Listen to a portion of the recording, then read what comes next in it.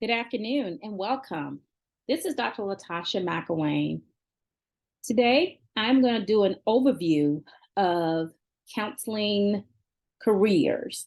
And with this overview, I decided I would do this in order to share with my students, supervisees, and other individuals that are interested in coming into the counseling field what my career kind of looked like and give an overview of that. So, of course, just to get started here, um, I am Dr. Latasha McElwain. I am actually a mental health, substance abuse counselor, therapist. I coach as well. I do clinical supervision. I also provide services in several different areas, being anger management, substance abuse, mental health. I also have started several of my own businesses to add to round out my career for the most part. So I want to be able to say to individuals, students, supervisees, supervisors, other individuals, other colleagues, that the counseling field is a great field to be in. It makes us a very well-rounded individual. Also, social work as well, case management. It makes us a very well-rounded individual when it comes to what we're doing with our careers, but it also gives us different outlets and different avenues that we can go down as well that is not necessarily tied to what we do, but we use a lot of our skills in order to burst on the scenes in these type of on these in these different avenues or these different career areas for the most part. So a lot of what we do builds us to be a very well-rounded person. So with that said, I'll get started with just going over my curriculum vitae because I feel like that would be something that would be helpful for a lot of individuals in the field. Um, so I have a doctorate in education, got it from Argosy University down in Sarasota, Florida. Finished it out in 2018. It was a long journey. I started in 2008, had to sit out from 2011 up to 2015, and finished it off in, again, 2018. I also did a master's degree at at Webster University. My two master's degree I did at Webster University down in Columbia, South Carolina. One was in health administration, and the second one was in counseling. But then I'm going to say that backwards. The first one was actually obtained in counseling, the emphasis in mental health, and the second one was attained in um, health administration.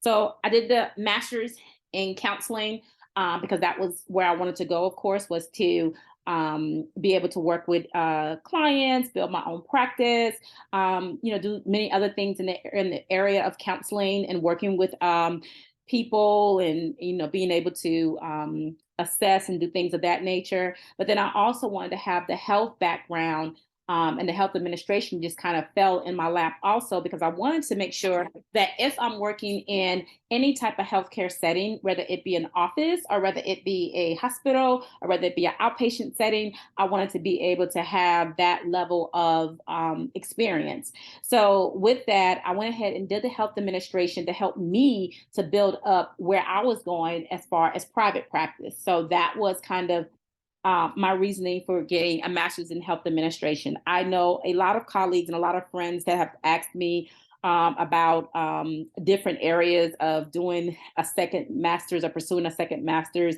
I've always, mentioned to them health administration is great, public health is great, public administration. Any of those areas definitely are good areas to have.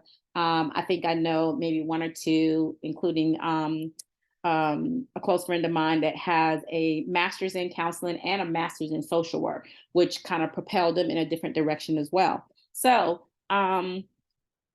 works out great for a lot of people. But I do think that, considering we're doing counseling, anything in the health field or anything, again, like that, I said, the individual earlier did social work, anything in that area, even just communications. Some of those areas are pretty good areas to consider. Having two masters is not a must, but for some of us, it was just something that we wanted to do and wanted to pursue more. Um, I did get a bachelor's degree from Johnson C. Smith University in Charlotte, North Carolina. That bachelor's degree is in sociology, minor in criminal justice. Real amazing experience there. Definitely being able to work in that career field as well, criminal justice and sociology, doing some other avenues of career choice that I took earlier on. But it was definitely something I was very interested in and focused on. And still to this day, I can say those experiences have helped me to round out where I am currently. Um, I also did at Gaston College in Dallas, North Carolina. I did a certificate in basic law enforcement training, and I finished a few courses that were kind of like prerequisites that I needed in order to start my counseling program. I did general psychology, I did psychology of personality, and then I also went to Central Piedmont Community College, CPCC. And there I did a certificate in human services with substance abuse. And to take on some of the courses that I needed again for the counseling program, I did a general psychology class, I did a abnormal psychology class, and then I wanted to do some other courses when I was on my downtime from my doctorate program. So I enrolled at CPCC and did some courses in developmental psychology, developmental disabilities. I did course in teaching developmental disability. I also did a course in supportive, not supportive, but in supported employment, which we call it supportive employment in the case management field and doing that type of work. So I was, again, sitting out from my doctoral program and picked up some extra courses because I didn't want to kind of have my mind just be idle when I was working on a lot of my funding to finish up my college program because, of course, I had ran out of financial aid and I could not get any more. So I had to sit down and kind of think about, okay, how am I going to get this money up? I am running a private practice. At that time, I was running my private practice, licensed and everything, but definitely had to get that money up to be able to pay for my courses every quarter that needed to be done towards my doctorate degree. So, with that being said, with my doctoral degree, I did do my dissertation. My topic was assessing counselors' perception of the effectiveness of a substance abuse program for first time driving while intoxicated offenders. So that was a big thing because I was already doing that in private practice, and I'll talk about that in a little bit. But I was always already doing DWI offenders in my private practice as a program along with the state, and that was something that was really intriguing to me. And my chair and the members of my chair thought that. Uh, that I really needed to focus on the counseling perspective. So that's what we did. And I did some great interviews and some great surveys with a lot of my colleagues that work in the field and have their own DWI companies as well, and got some good feedback and some good information from other counselors also that actually teach the first time offender program. And so that was a really neat and great experience for me. Moving right along, looking at my licenses, I am licensed in lots of different areas and I have certifications in different areas as well. So I have the North Carolina license with North Carolina Board of Licensed Clinical Mental Health Counselors now. I have that license, and then I also have my supervisory license also. Then for the state of South Carolina, I am a licensed professional counselor in the state of South Carolina, as well as a licensed professional counselor supervisor in the state of South Carolina. Back to North Carolina, I am a substance abuse professional, of course. And with that, I have the licensed clinical addiction specialist. I also have the certified clinical supervisor. All that's in North Carolina. And then I also have license in Georgia. In Georgia, I am a licensed professional counselor in that state. Certifications. I did a few certifications because I wanted to just have some different niches under my belt. One of mine is the clinically certified domestic violence counselor. I've gotten that one. I enjoy having that one. I had that one for quite some time. And I tend to hold on to it every year, every 2 years, because it's definitely worth having. It's with the National Association of Forensic Counselors. The next one is a clinical certified criminal justice specialist. I have been certified as a clinical certified criminal justice specialist, and I carried it from 2004 all the way up to 2019. I did not renew it. I love the area. Don't get me wrong. Love the field. One day may go back and renew it again, but right now I just didn't see where keeping that particular certification was benefiting me. So I went ahead and did not renew in 2019. I am a Prime for Life instructor. That's with the Prevention Research Institute. And that one, of course, is a part of my DWI program that I am certified through the state of North Carolina to do. But the Prime for Life is a standalone program that I can do pretty much in any state that I'm licensed in. I can provide that service, or any state in general, I can provide that service. And that goes back to the fact that I'll talk about another license later on. That's an international certification that gets me to the point where I can provide services to different states for the most part, in the area of substance abuse, that is. Then as a ADEX instructor, that's another program. The ADEX program is a North Carolina state program, but with that program, it is under the DWI services. And that program actually utilized the Prime for Life instructor program in order to, or the Prime for Life program, in order to teach our first time offenders. So Prime for Life goes with ADEX. It's a 16-hour course that we typically provide to individuals. So I am certified to do that. I'm certified as in the state of North Carolina, you have to be an ADEX instructor in order to have the Prime for Life.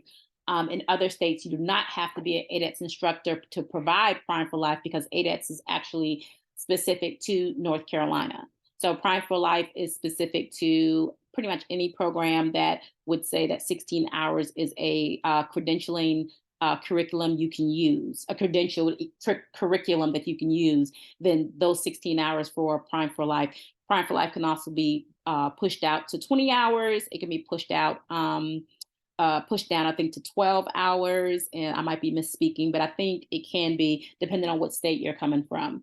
And there are different ways, of course, the way the Prime for Life program instructors, the way they teach the program, they'll teach you, of course, with our state, they teach us with 16 hours. And then they have discussed with us outside of that training how to break it down into 12 hours, 10 hours. And I want to say we don't go to 10, but we may, but 12 hours for sure. And definitely up to 20 hours that we can make the Prime for Life curriculum longer or shorter. So moving right along, the IC and RC is the international credentialing. I do have those. I have both. I have the ICAADC, and that one aligns with my LCAS, my licensed clinical addiction specialist. And then I have the ICCS, which aligns with my certified clinical supervisor. All of that is under substance abuse. That makes me a individual that can practice internationally when it comes down to substance abuse services. I like that idea, so I kept that certification, and that certification also plays into a few other things. When you take the LCAS in the CCS exam with substance abuse, you will automatically be able to apply to have your ACAADC sent to you and your ICCS sent to you from the international, the ICRC board, because those are the exams that's actually being administered when you take the North Carolina substance abuse boards. All right. So next one is the substance abuse professional. I am a substance abuse professional. I did my substance abuse professional credential through the NADAC Certification Commission, and NADAC, I did a home study and they sent me my certification through completing the program and doing the test and passing. It is a certification I keep up. I mean, all of these certifications I keep up, but I think the substance abuse, the SAP is what we call it. The SAP is actually, I keep that one up every 3 years, I believe. And then moving back into some of the other credentials and licenses you see, they're normally about a 2 year span that I keep them up. Every 2 years, I go for recredentialing. For SAP, every 3 years, I go for recredentialing. The SAP is one that you can use when it comes down to DWI services, yes, but it's not major for DWI services. It's really major for CDL, truck drivers, individuals that work with the airlines, individuals that work in the railroad system. I think there's another one as well, the pipeline system. So those are individuals that have to be, of course, clean and sober while they're working. And so they have random tests that are popped on them throughout their career. And then if they have a positive for any reason, if it's marijuana, whether it's prescription drugs, whatever reason it is positive and they have to come to us, then we have to, do what we call the SAP service. These are SAP evaluations. And we provide those to individuals. I added it on because I definitely wanted to be able to have it as I, am trying to, I guess, alleviate a lot of stressful work. But it does work as in, it was something for me to look at as in when I start to titrate down out of full-time work and into part-time work, into my own practice and things like that, wanted to be able to make the amount of income that would be helpful to make sure that I could, of course, make a living, but also things that I enjoy doing. I really enjoy those assessments because I really do meet a whole lot of different people with a whole lot of different things going on, and gets me interested in different things. So I really enjoy doing SAP assessments. Another one here, Prepared Enrich. I am a facilitator for that as well. Did that a few years ago. And it was a brand new experience working with couples and couples counseling and doing all kind of different programs that help couples with communication, with finances. The Prepared and Rich program is a amazing program for new couples or newlyweds or premarital counseling. So I love that program as well. I do it when I do get some premarital counseling clients to come through. Other than that, I can teach it to some of my not teach it, but I could actually introduce it to my interns and introduce some of the things that are being done there. It is a program that is a curriculum that's licensed, so I can't necessarily teach it to someone else. I can get to that point where I can be an instructor to teach other people, but right now I only teach it to or work with individuals as clients with that. But it's a great program. Being a facilitator for them is actually nice. You can do it anytime. You can facilitate a class on your own, and that works, and it's really cool. Again, you're facilitating the class to couples per se versus teaching it to other people to do the same thing you're doing. The next one is a master's addiction counselor. I got that one with the National Certification Commission of Addiction Professionals. And that one just really helps me along in my career as well. I find that one to be very helpful, and I use it a lot. So you'll definitely, be able to say that you're a MAC when it comes down to being licensed in areas and certified in areas.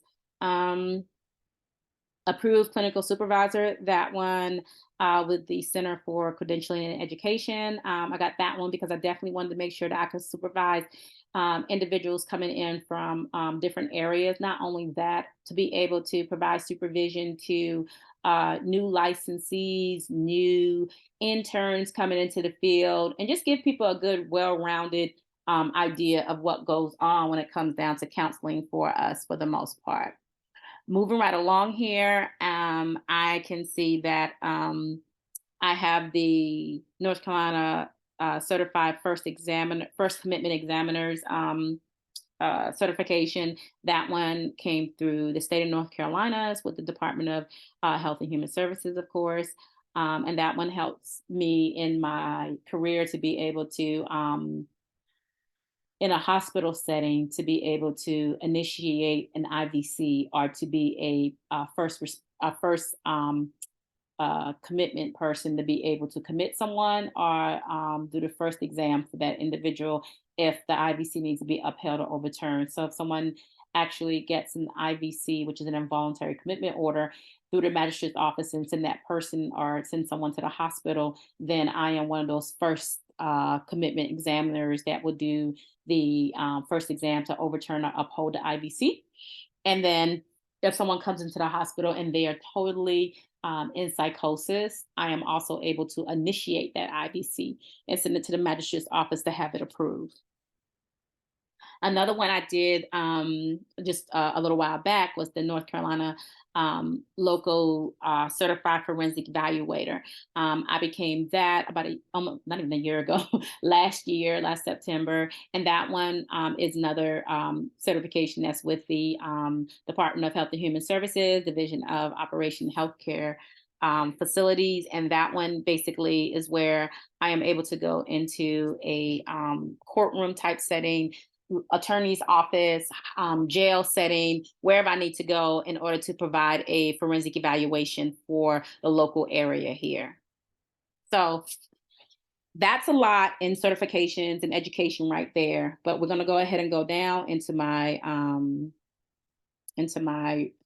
curriculum vitae, which is my professional experience and agency and organizations. Of course, I am the founder, the owner, director of operations, practice manager, certified field instructor, preceptor, and clinical director of my own private practice, Insightful Options. That sits on top of my resume because I started in 2006, and I am continuously working hard to continue to make the practice a go. I work with everyone in the practice. I do all the financial planning for the practice, analyze the billing, also do the accounts, budgeting. It is a mid-size size practice because I do, I had 3 offices and I had one on location type mobile telehealth type situation going on. I train everyone. So we only have 3 employees in the company, but we have up to 20, sometimes 30 contractors that come through the company. We have also had up to 10 to 15 interns and volunteers working for us. We help coordinate those activities for the contractors, which are counselors, the interns, which are case management. They do case management. They do therapy under our supervision, under my supervision. They do volunteer work as far as, of course, I'll go into a little bit later with some of the other companies that I have created. Basically, I come up with the marketing. I come up with the new referral system, how we're working those out. I do all the networking. I do put some of the interns and volunteers out to do, and contractors out to do some networking events as well. But we do a lot of that. We also complete a lot of the processes for how we go about doing things, how we get a referral in, how we do the assessments and things like that. So I go over a lot of that. I create job flows or workflows for my company in order to make sure that everyone knows what they're doing. Also, I help develop programs. I coordinate services in-house. I also provide assessments if I need to. I also provide therapy if I need to. I don't do a whole lot of that anymore because I'm still building, but I do provide those services if need be, and if those services become too much for the individuals that are working within the company. We do mental health. We do IDD and DD. We do substance use or substance abuse. We do anger management. We do domestic violence. We do ADEX. We do DWI. We do parenting education. We also do telehealth. We work from an employee assistance type situations. So we do a lot. We also provide supervision again to local universities and colleges. We have extended that to be able to provide for online schools as well. And that has been a great blessing to us, of course. We also provide services not services, but we provide and clinical supervision for also doctoral students, students that are in the nurse practitioners programs. We do marriage and family therapy, also a marriage and family therapy programs as far as individuals wanting to get their clinicals with us as well. So we do all that. We also provide of course, the clinical supervision aspect of things. We provide clinical supervision to individuals that are coming through a substance abuse, from substance abuse standpoint, needing that certification. Individuals that are coming from mental health standpoint, needing that certification. I provide supervision in North Carolina and South Carolina, and I'm able to provide supervision in Georgia. I am able to also provide, again, the substance abuse credentialing for everything below what I have, which I'm a CCS, so I can provide supervision for another CCS that need to come on. They're considered CSI. I'm able to provide supervision for a LCAS or LCAS A. I'm able to provide supervision for it used to be the CSAC. I think they've changed it now, and the CSAC interns. I'm able to provide those supervisions, ongoing supervision for CSAC that are fully licensed, ones that are under their registration period. I'm able to do all of that, and all of that works out great for us for the most part. Other things that I'm able to do, specifically DWI, DOT, as well as SAP and court mandated assessments. We are able to do the clinical treatment for those services as well. So in the private practice, I do a wide range of things. I have specific experience in areas. I've got experience with Medicaid services, LME endorsements in order to get your agency up and running. I have experience with CARF, quality assurance, credentialing new providers, have all that experience. Also looking at EAP and insurance panels, able to get services going in those areas as well. So private practice wise, I'm able to help people consult with that and getting things up and running.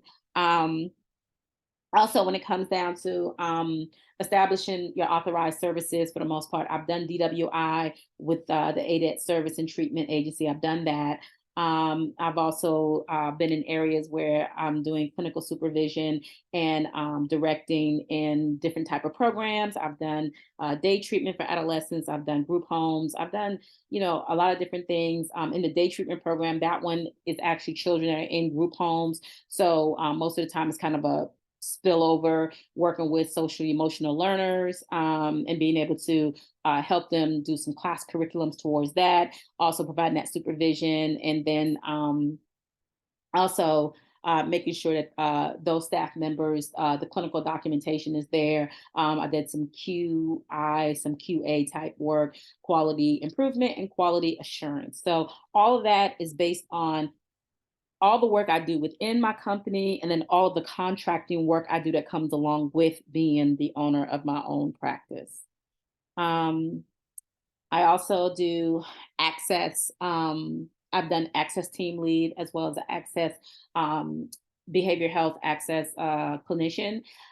Working in a hospital setting. Working in a hospital setting has been amazing. Basically helping to manage a team of 25 to 35 clinicians, give or take, being able to oversee services and then make sure that we're providing great supports in conversations with our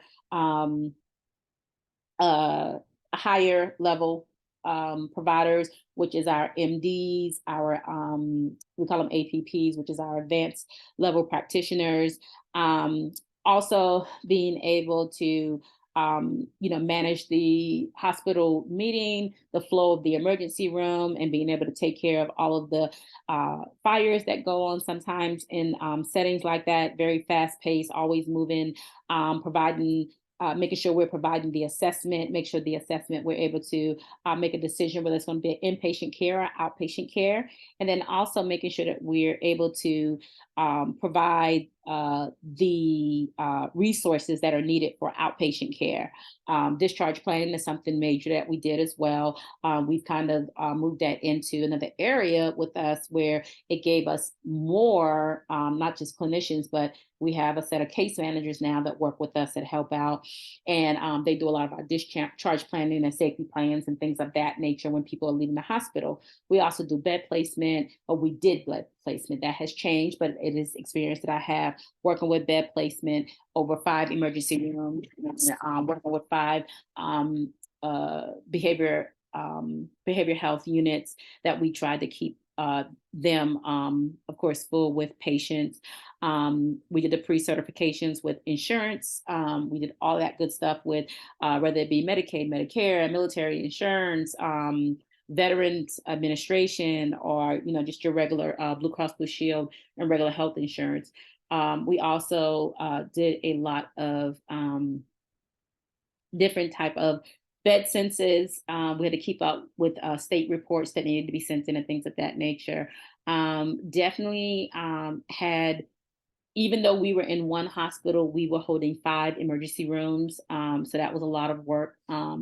We have since kind of moved that number down to just 1 emergency room, but still, it still was a lot of work. It still is a lot of work to do. So I definitely enjoy the hospital experience. It's definitely acute clients that are coming into the emergency room that are really having some major issues and some concerns.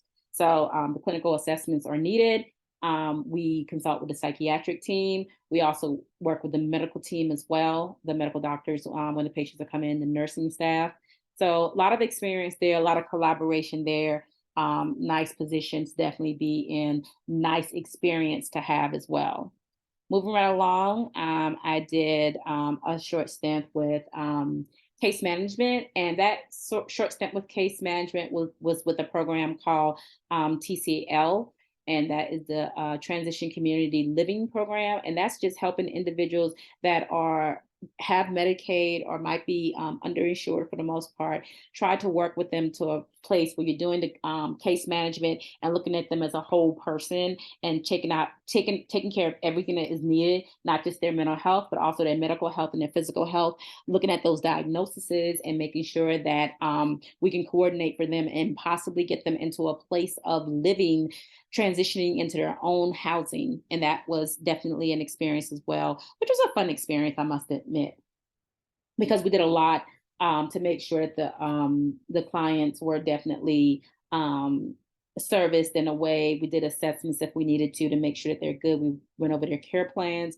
We also made sure that documentation was in their state and what was going on, just notating things, following, of course, the Medicaid guidelines, because these were a lot of patients that had services in place that might have been paid by Medicaid or they were underserved. So there were services out there to help them as well. So definitely building community relationships, definitely collaborating with other agencies was major there. So it was definitely a great experience also. Extensive clinical research and case studies based on what was going on with many of the members to make sure that, if someone was really having a serious medical issue, that we were very proactive with putting them in their own place to live with very limited supervision, or if we needed to make sure they had very an extensive level of supervision, even though they lived alone in their own place. Okay. Next one I did was complex care coordination. Complex care coordination was with Cardinal Innovations, and that one was a good experience as well. Another whole taking out the whole complex needs of an individual that is in services and making sure that they're getting some care on that level. And that was before the whole physical health, mental health, and medical health came into play. But it was still, because it's a complex team, I still was working with a number of individuals that had many different issues, whether it be physical health, whether it be mental health, whether it be medical health, whether it be homelessness, whether it be, just all those things wrapped into one, and all the dynamics of living life, relationship issues, or whatever the case may be, working with those individuals. Prior to that, working at, went too far down, working on emergency crisis calls that came in. Those emergency crisis calls were definitely an experience of learning that there's a lot going on. It's almost like me working in the emergency room, but it's just phone calls coming. So we're triaging everything on the phone. In the emergency room, we don't triage anything. Everything comes through the emergency room and then it gets to us. On the phone, on an emergency line, access line, you would do more crisis interventions over the phone. And if you need to call in for mobile crisis to come help, or you need to call 911 because it's a really emergency situation, it's a lot of moving parts there that went on when it came down to access. And that's another position that I really liked as well. I kind of stay in the area of acute services. But I like those situations and able to work through those dynamics. Another area I worked in was substance abuse, doing the supervisory level, the supervision over an agency, as well as doing outpatient therapy for the agency, providing oversight of a SAIOP program, or working in a outpatient setting with individuals. Doing individuals, making sure that individuals are being cared for in an appropriate way, in an appropriate manner. And then I did some a veteran program where I actually was a supervisor, where I oversaw a lot of the. It was two case managers I had under me, and I was the licensed individual, and it was like 35 case managers. I mean, 35 homeless individuals, and that population was men, homeless veteran men that were in need of residential. So they lived there in the home, on the manor with other individuals, but there was a separate area for them, and they had housing there. And it was a real great program. We did look at the entire person as far as the physical health, mental health, and medical health. We made sure that we case managed for all their appointments. We made sure that they had things set up. We made sure that the veteran assistant that was coming in to work with them from the VA, we were able to work with them and make sure that we were on point as providing the service based on the treatment plan. With that being said, I also did some work, some contract work, of course, with and again, some of these you'll see where it says limited contract. Those are being a contractor working for an agency, being paid a 1099. Some of them I was able to be a contracted employee, but a lot of them were where I had 1099s. And so I took my own taxes out at the end of the year. And this one was definitely working within an intensive in-home service, which was an outpatient service where the team went into the home to help the family. Outpatient therapy was there as well. Targeted case management was there, and there were about 13 staff members that I oversaw at that practice, providing them with clinical supervision. Also, there were 10 licensed individuals and provisionally licensed individuals, so they had to get supervision as well. We definitely developed marketing strategies to make sure that we were ensuring the program was developing and recruiting staff and potential clients and things of that nature. So I did a lot of that with that position. Then I also did a contractor position again, where I did some clinical supervision.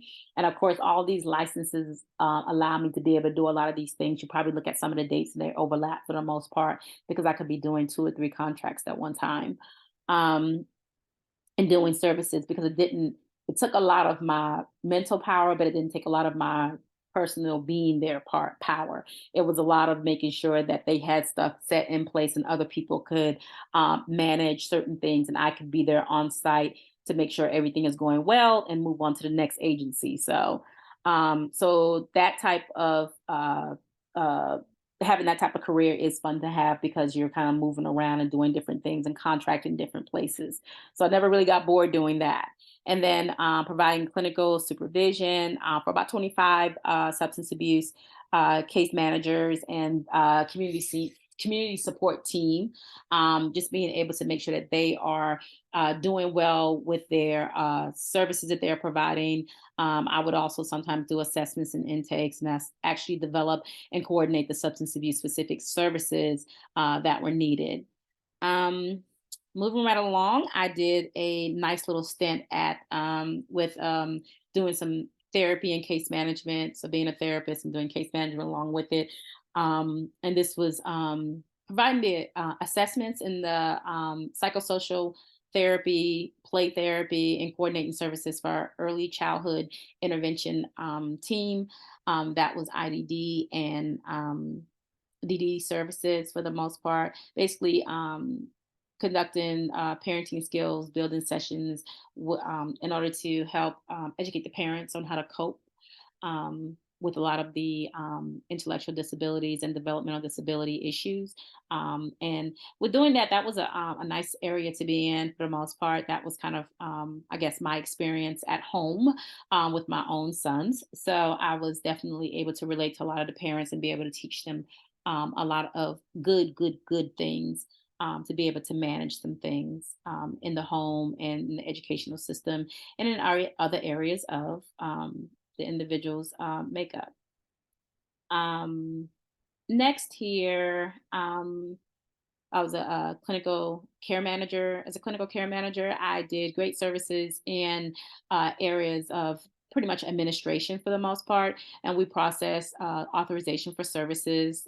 We also monitored the utilization review of things to make sure that individuals were utilizing the services they needed and that those services were getting paid for. We were also on, this was with Medicaid, so we definitely addressed our Medicaid services, policies, and procedures and implementations through the whole time.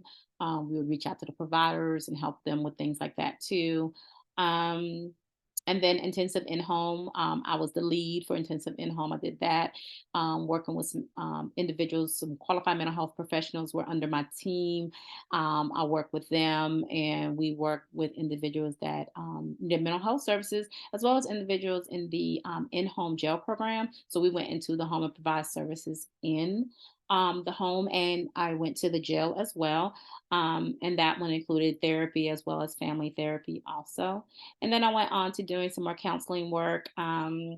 The counseling work I was doing was with one of the local hospitals. That was the ACT team. That's your persistently mentally ill individuals. That population, a lot of them had substance abuse issues, mental health issues. It just really went deep with a lot of those individuals. So from time to time, we would do shift management duties where we were supervising about six case managers that's on the ACT team, and we would kind of move in and out of services and the daily activities of what we did, which included home visits, in office visits, and groups and things like that. So that was a pretty intense position as well, but it was pretty cool.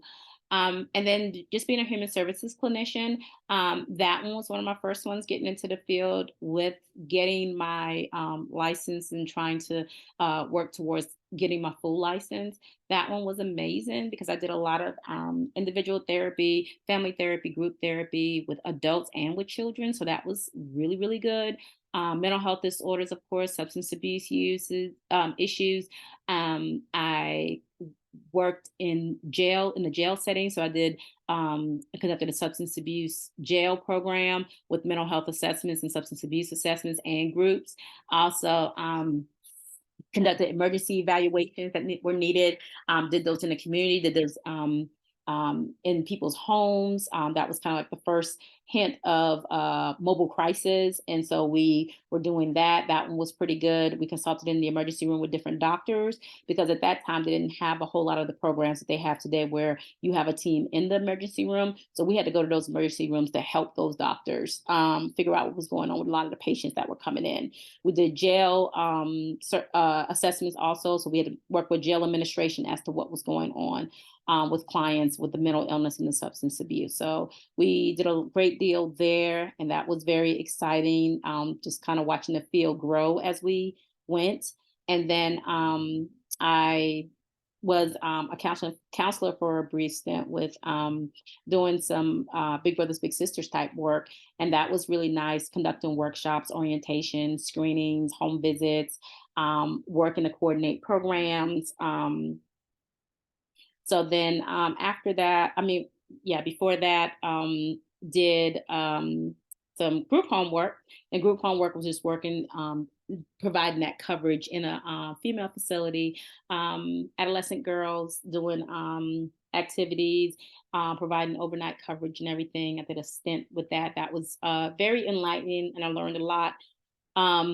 Definitely an experience. And then my CV breaks down into a professional experience with teaching an adjunct instructor. So currently I am working as an adjunct instructor. I'm with two universities. And with those universities, I pretty much help develop, design, implement, put things in place as far as the different areas that we use when it comes down to working with the students, the platforms and things of that nature to put these classes out there. I provide a lot of different courses, of course. Human services, I definitely do a lot of the organizational systems, the communication classes, able to provide services when human services, substance abuse, from the prevention aspect, able to get things done, of course, in a timely manner when it comes to grading. And then when it comes down to other courses, theories of counseling, able to do that. Able to teach the foundations of addiction and substance abuse courses, able to do the co-occurring disorders with HIV and AIDS, able to do case management and crisis intervention skills for addiction and substance abuse, family dynamics and community education, treatment for addiction and substance use disorder, domestic violence, child, elderly, and family with addiction and substance use disorder.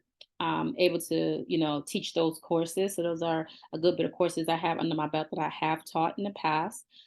Prior to those two universities, going on down, did some services with a master's level class in group processing for marriage and family therapy program.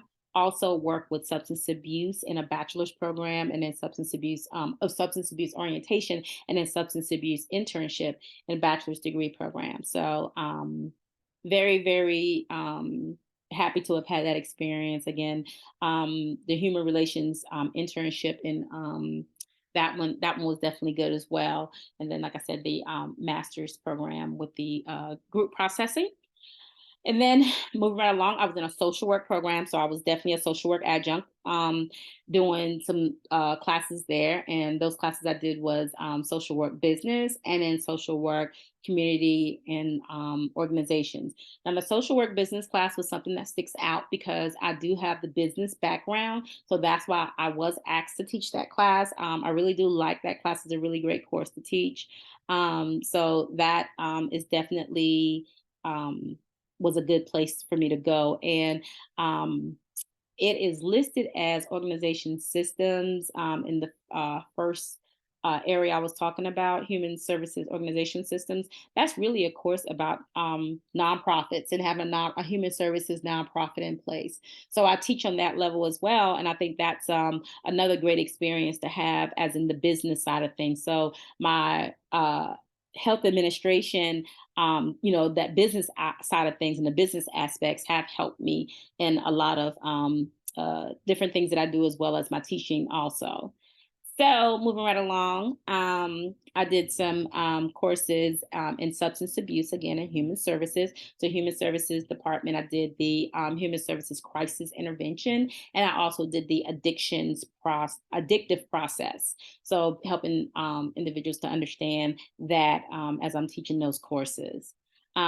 Also did a short stint where I actually did some substituting, working in special needs classrooms, special education roles, pretty much instructing adolescents that's definitely dealing with special learning disabilities and intellectual disabilities.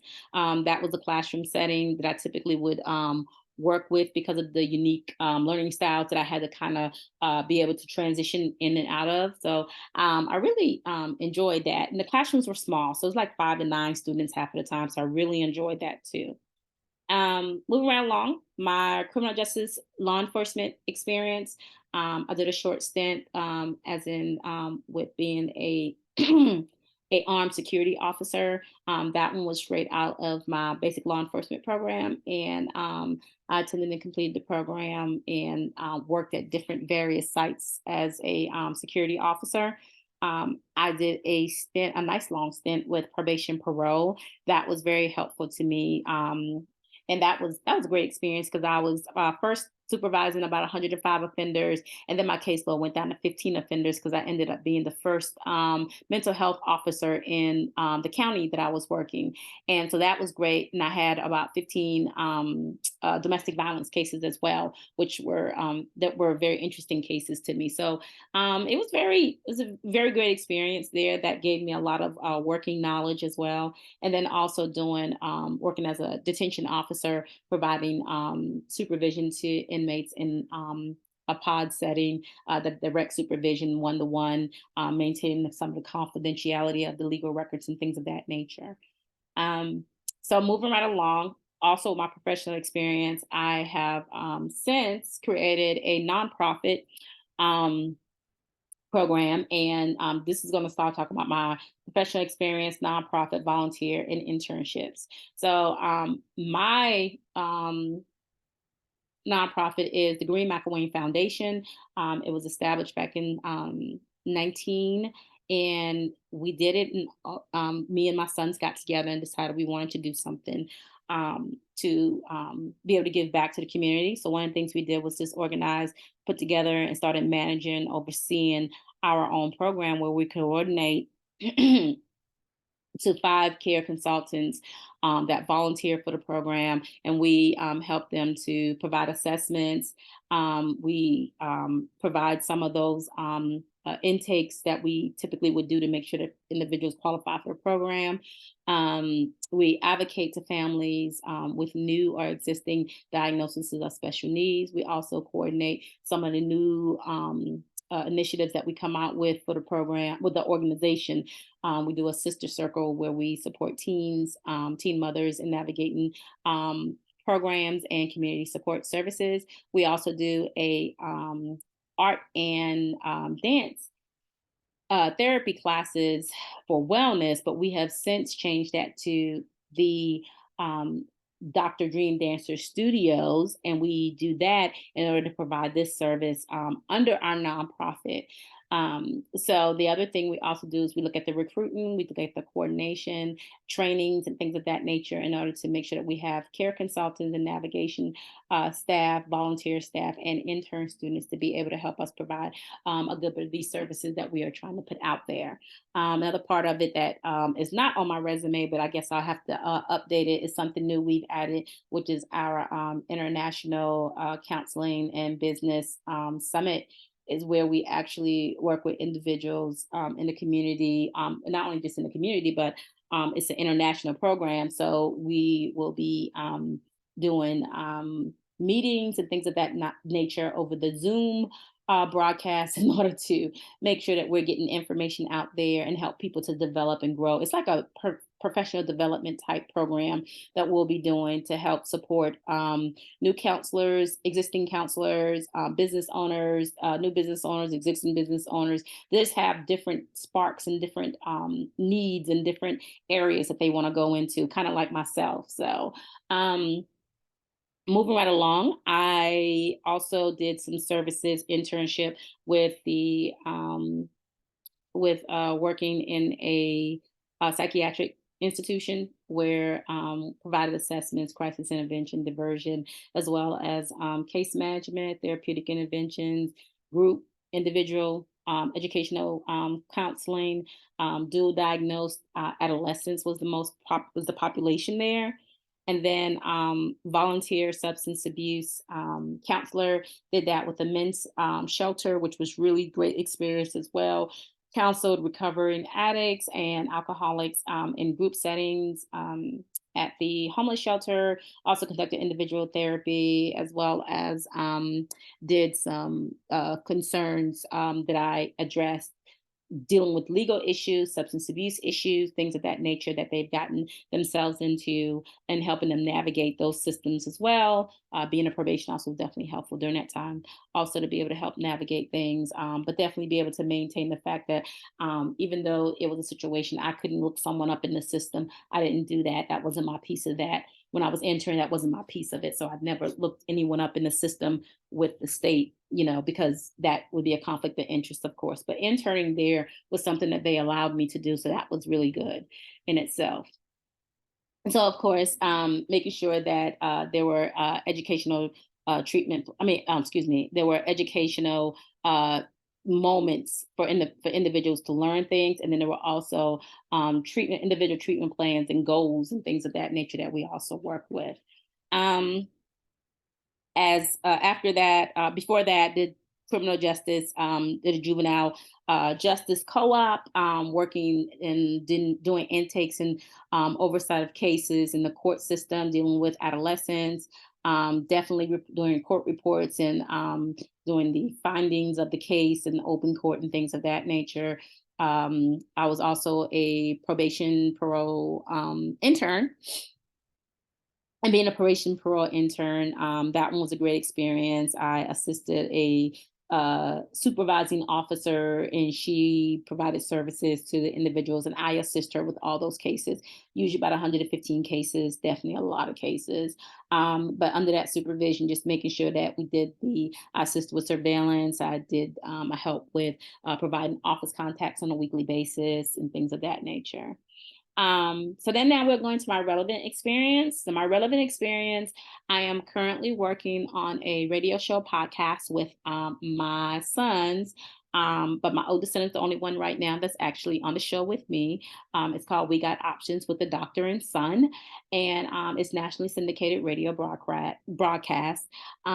Basically, we're discussing and introducing just various topics of that's dealing with mental health, dealing with wellness in our everyday life, conducting interviews with special guests, and just making sure that it's a well-rounded show and that we're able to get information out there, good information out there that would support building strong communities, strong families, strong individuals, the whole nine, just making sure that we're able to do that. So that's one of my ventures.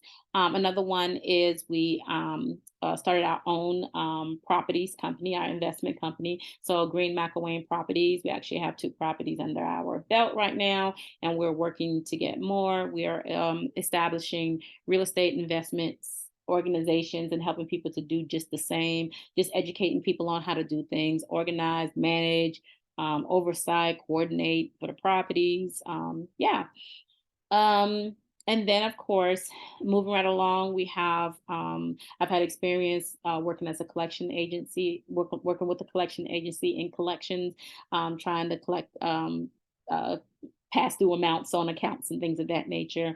Also, I was working as an assistant director at a daycare center. So I've done that as well. And that was very fun, working the evening and night shifts. So just kind of overseeing the team. That was great experience for the most part. I also did waitress work. So I waitressed for years, being able to manage the high volume of waiting on tables, making sure people's food come out and things of that nature. And then definitely greeting the people as well. We didn't have hostesses there. We had to do it ourselves. So definitely greeted clients, customers and things of that nature. Some of my public speaking presentations, I've done a few here and there. I tend to do more, just depending on what's going on in my life. But I've done some clinical supervision, become a resilient leader. That was one I did for a women's conference back in 2020. That was my first experience with doing a full uh, Zoom a webinar from my sofa to a bunch of people who signed up the um, for the presentation. So yeah, so I did that. And then self-care and work-life balance to avoid professional burnout. I've done that speaking engagement for Johnson C. Smith University, trying to help the master's level students understand kind of what they're going up against and how to make sure they take care of themselves to be able to stay professional and not burn out in this field and be able to be have a long professional career in this field. I also did some career choice presentations over at Gaston College at Johnson C. Smith. And I also did with Insightful Options, my company, I also did business consulting and networking groups. I did that for a little bit there to make sure that people understood the idea or the concepts behind business consulting and group networking groups. Um, Trainings, I've had a lot of trainings. I won't go through every one, but as far as trainings go, all these trainings have been able to help me and keep me to a point where I can keep my career very stay fresh in what's going on in a therapeutic world as things are changing. And then I also have done my own licensure 101 to help people understand the questions that they had that was not answered in their master's program. I did that workshop to make sure that people understood how to manage the ups and downs of getting their getting their master's degree into licensure, because that's a big jump that people don't necessarily get during their master's program to help them navigate the systems. The next thing, I did a lot of media presentations. I was on the news as a family therapist, featured on the news a great many of times. I have different topics there.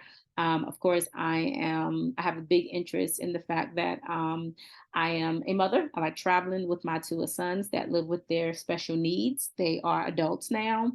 I have been a part of a few organizations, some of the professional membership and special awards that I've experienced. Work on the Women's Leadership Summit. I have dealt with them, and that was a great experience being a part of that. NADAC, I'm a member there as well. And then the Addiction Professionals of North Carolina. I've also been nominated as one of the Johnson C. Smith Field Instructors of the Year. I was in the running for that, of course.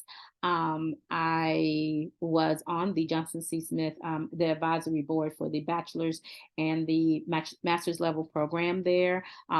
These are when the programs had just got started. And from there, here are my reference. And so that's a big overview of what I have done in my career, but it's different areas that I like to kind of mention, because people always ask me, oh my gosh, what am I going to do with the master's degree in counseling? If I get licensed, if I don't get licensed, it's just a lot of questions that people have, but I wanted to give an overview of my experience. So hopefully it'll be something good that will carry on for other people to have different experiences as well. I hope this has been helpful. And if there are any other questions or anything of that nature, of course, I am Dr. Latasha McElwain. I do have a website, drlatashamacelwain.com. I can be reached there as well. Also have some private information. A lot of my lines are open lines. So if you do call any of my numbers, 704 704-492-1105. You will be able to make contact with me via that line as well. So if there are any other, again, questions or anything like that, please feel free to reach out to me. If you're a student, that'll be fine. If you're an individual wanting to get into the counseling field and had questions, that is something that we also talk about as well. And again, with some of the different programs that I do have available, some of these questions can be answered by looking up some of my information online, as well as sending an email or making direct contact with us. Thanks so much. I hope this was a great overview, and I hope you have a wonderful day.